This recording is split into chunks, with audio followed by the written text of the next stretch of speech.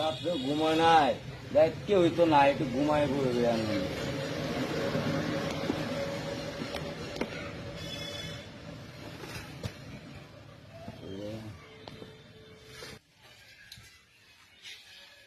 মানে হ্যাঁ ভাই।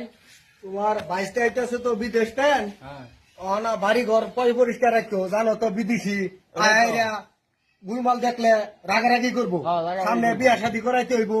চলো আগে দিই। এই খোকা ভাই খালো না, হ্যাঁ কিসে মনে হইতেছে দাদান ঘুমাইতেছে। ঘুমাইতেছে? চলছে হ্যাঁ, থাক, চলো আজকে না। আমার বুলাবো বিদেশে, শালার মধ্যে ঘুমাইতেছে। চলো চলো।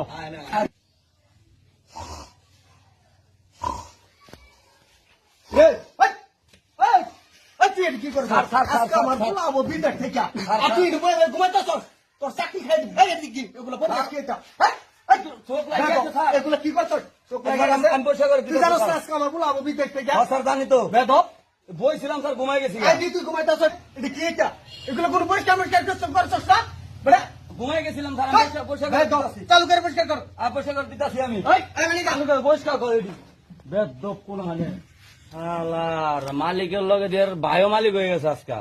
দিমুনে মজাটা আইও আইতাছে না বিদেশতে, একদম নলাটা ছুটামু আমি, ওই যে গোবর পরিষ্কার করতেছি না গোবর, তাহলে আইও বিদেশতে ওই যে গোবরটা পরিষ্কার করার 7টা মিটামু আমি।